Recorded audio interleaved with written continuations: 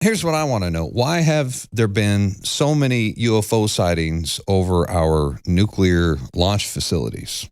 I mean, that's scary stuff. The Department of Energy, they have confirmed that there has been UFO sightings over every major U.S. nuclear launch site. And not only are these things showing up unannounced, uninvited, over restricted airspace, they basically park their ass over the underground nuclear launch facilities, and they're even able to somehow remotely disable the nuclear missiles in the process.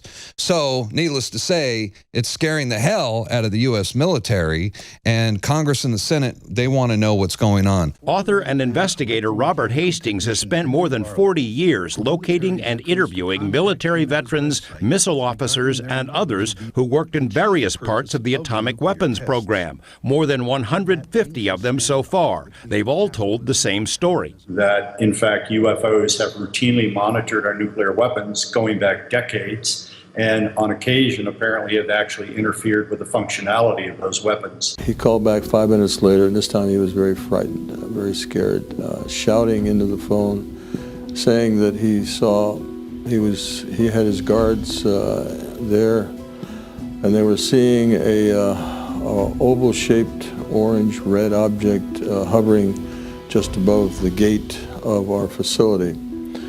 And he was frightened. He wanted me to tell him what to do. What should he do? And so I said something like, make sure nothing comes in, use force if necessary, but we had to protect the weapons that we had. So he hung up the phone, and I went to tell my commander about this phone call.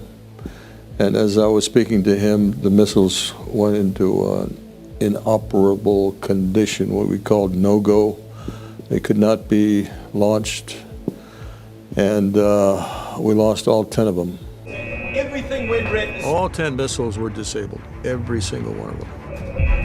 We don't know who is piloting these craft or why they're poking around, but dozens of witnesses and thousands of pages of documents suggest someone is monitoring our nukes. The Department of Energy admits there's a long history of UFO activity over nuclear weapons facilities. The I-Team's own FOIA request, filed in 1992, produced a thick stack of documents from the Department of Energy, indicating UFO incidents over every major atomic weapons facility dating to the late 40s. The incident at Malmstrom Air Force Base, Montana in 1967 did involve the appearance of a saucer-shaped object above a nuclear missile launch site.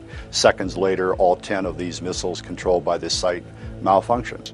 This is a clip from a new documentary film, the culmination of Hastings' years of research. The film includes chilling incidents where UFOs have not only infiltrated restricted airspace over nuclear missile bases, but on occasion have disabled ICBMs and put the military on high alert. In one dramatic incident from the film, military photographers using telescopic lenses watched a UFO disable a warhead used in a missile test fired from Vandenberg. Reported this to the command post, and they told him the same thing had happened at another site, although it was a week earlier. But they also lost 10 missiles due to this object. Whoa. So that's a no-go. They call that a no-go when the missiles have been disabled. So can you imagine? I mean, they must be freaking out about this. Of course, the U.S. military, they will consider this a major threat. Some people think it might be a warning. What do you think? Well, the aliens did let us drop 2 bombs. Yes, they did. On Hiroshima and Nagasaki. They let us test bombs. They let China test missiles. They let North Korea test missiles. They let the Russians test missiles. And the Israelis, who have nukes, even though they don't want you to think they do have them. Hell, maybe they gave us the technology. Yeah, now they're just making sure that they can turn it off, that the fail-safe is there. They've also the Order 66 switch. There's also been reports of them actually starting the launch sequence at some of these sites where they've had to go in and manually shut them down. So they're very interested in it. Regardless, they're very interested in it. And now Congress and the Senate, they want to know what's going on. But look, here's the thing too. Yeah. I just don't trust these guys.